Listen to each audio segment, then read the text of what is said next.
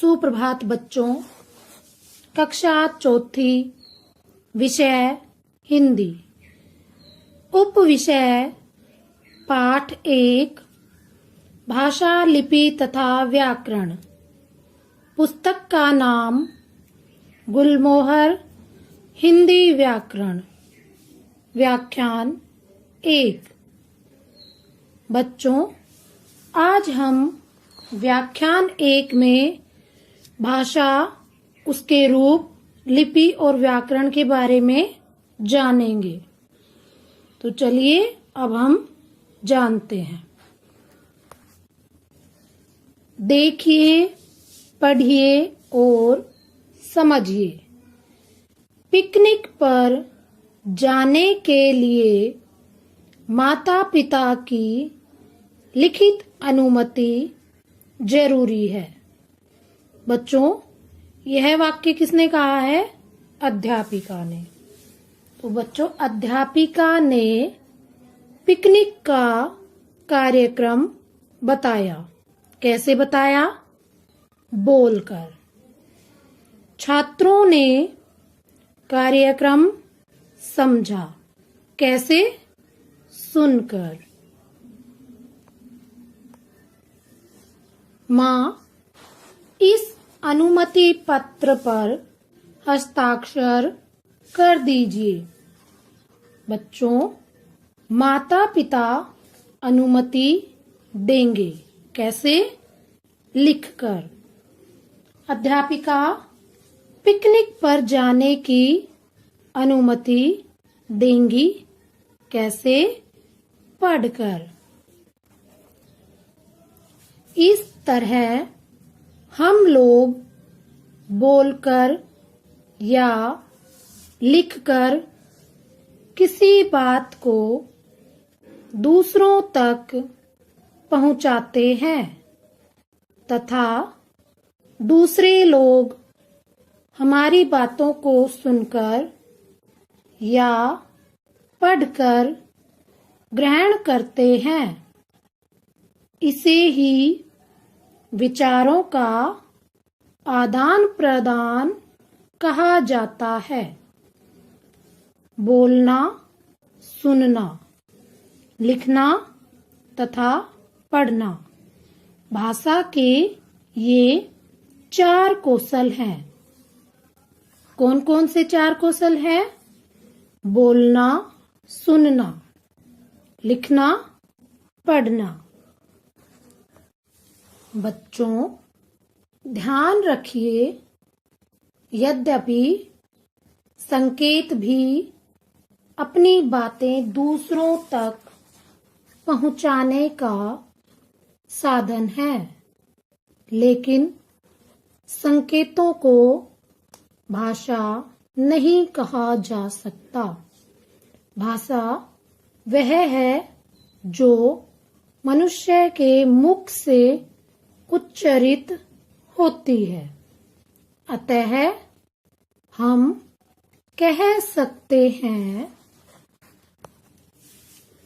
भाषा वह साधन है जिसके द्वारा व्यक्ति अपने मन के भावों और विचारों को दूसरों तक पहुंचाता है और दूसरों के भावों और विचारों को ग्रहण करता है। एक बार भाषा की परिभाषा को पुनः दोहराते हैं। भाषा वह साधन है जिसके द्वारा व्यक्ति अपने मन के भावों और विचारों को दूसरों तक पहुंचाता है और दूसरों के भावों और विचारों को ग्रहण करता है। भाषा के रूप। भाषा के 2 रूप होते हैं। नंबर 1, मौखिक भाषा। नंबर 2, लिखित भाषा। बच्चों, अब हम जानेंगे मौखिक भाषा किसे कहते हैं। जब हम अपने मन के विचारों को बोलकर दूसरों तक पहुंचाते हैं और दूसरा उन्हें सुनकर समझता है, तो यह भाषा का मौखिक रूप कहलाता है। जैसे नंबर 1, समाचार वाचिका बोलकर समाचार सुना रही है। नंबर 2, लोग नेताजी का भाषण सुन रहे हैं। देखिए मौखिक भाषा के अन्य उदाहरण: बातचीत करना, वाद विवाद, कविता पाठ, गाने सुनना सुनाना आदि। तो बच्चों, मौखिक भाषा में बोलकर या सुनकर ये दोनों बातें आती हैं। नंबर 2, लिखित भाषा। जब हम लिखकर अपनी बातें दूसरों तक पहुंचाते हैं और दूसरा उन्हें पढ़कर समझता है, तो यह भाषा का लिखित रूप कहलाता है। जैसे पिताजी पुस्तक पढ़ रहे हैं। नंबर 2, छात्र उत्तर पुस्तिकाओं में लिख रहे हैं। देखिए लिखित भाषा के अन्य उदाहरण: समाचार पत्र पढ़ना, ईमेल भेजना, व्हाट्सएप करना और पढ़ना, एसएमएस भेजना और पढ़ना आदि। बच्चों, पढ़ना और लिखना लिखित भाषा में आते हैं। हिंदी तथा अन्य भाषाएं। बच्चों, संसार में बहुत सी भाषाएं बोली जाती हैं। हर देश की अपनी अपनी भाषा होती है। जैसे जर्मनी की जर्मन, चीन की चीनी, जापान की जापानी, फ्रांस की फ्रेंच आदि।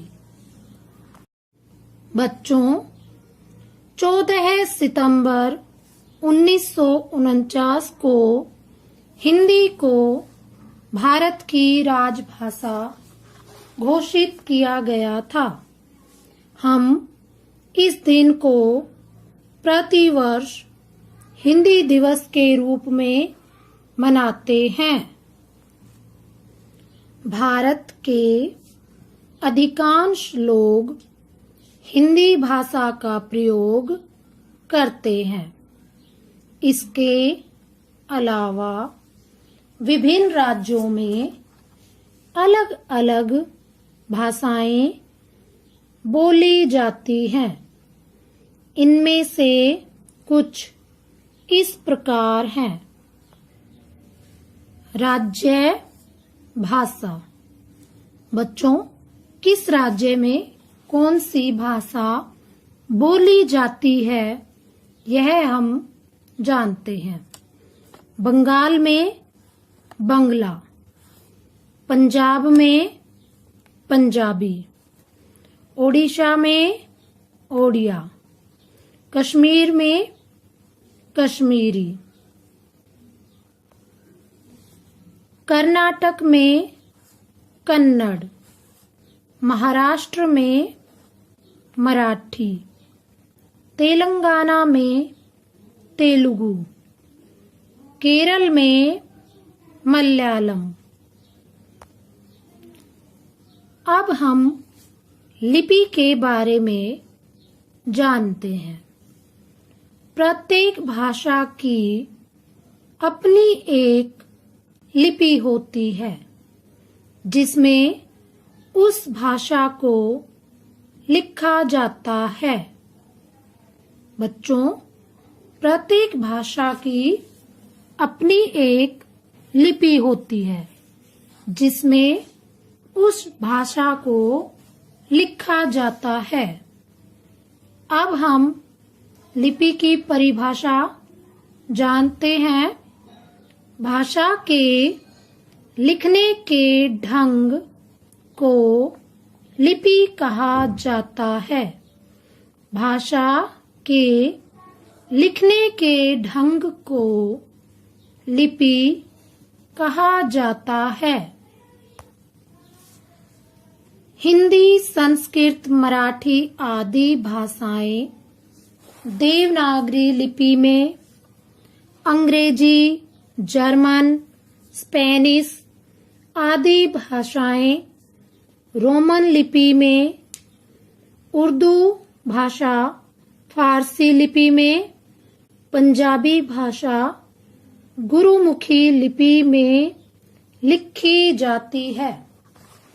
बच्चों, हिंदी, संस्कृत, मराठी किस लिपि में? देवनागरी लिपि में लिखी जाती है।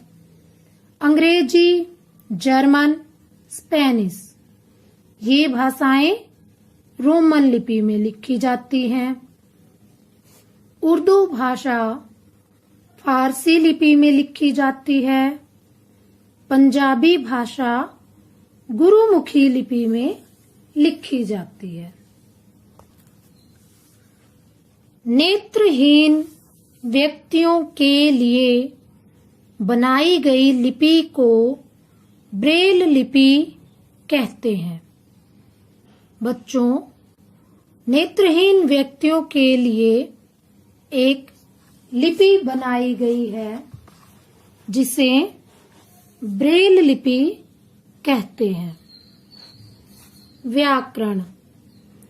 व्याकरण वह शास्त्र है जो भाषा के शुद्ध अशुद्ध रूप का ज्ञान कराता है।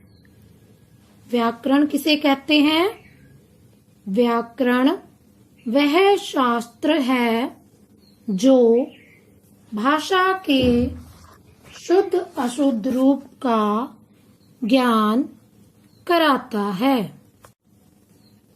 चिड़िया उड़ रहा है, यह वाक्य अशुद्ध है। चिड़िया उड़ रही है, यह वाक्य शुद्ध है। मुझे पाठ पढ़नी है, यह वाक्य अशुद्ध है। मुझे पाठ पढ़ना है, यह वाक्य शुद्ध है। तो बच्चों, हमें शुद्ध अशुद्ध की जानकारी व्याकरण से मिलती है।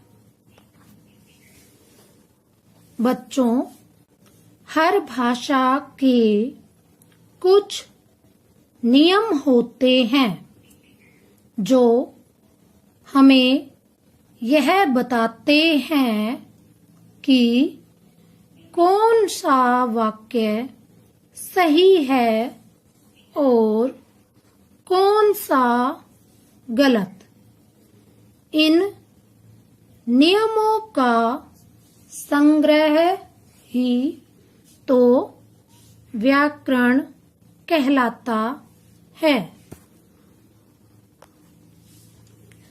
तो बच्चों, वाक्य के सही और गलत की पहचान भाषा के कुछ नियमों से होती है और इन नियमों का संग्रह व्याकरण कहलाता है।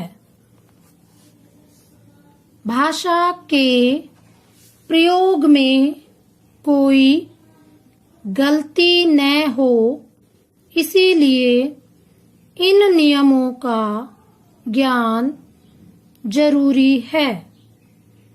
व्याकरण वह शास्त्र है जो भाषा के नियमों की जानकारी देता है।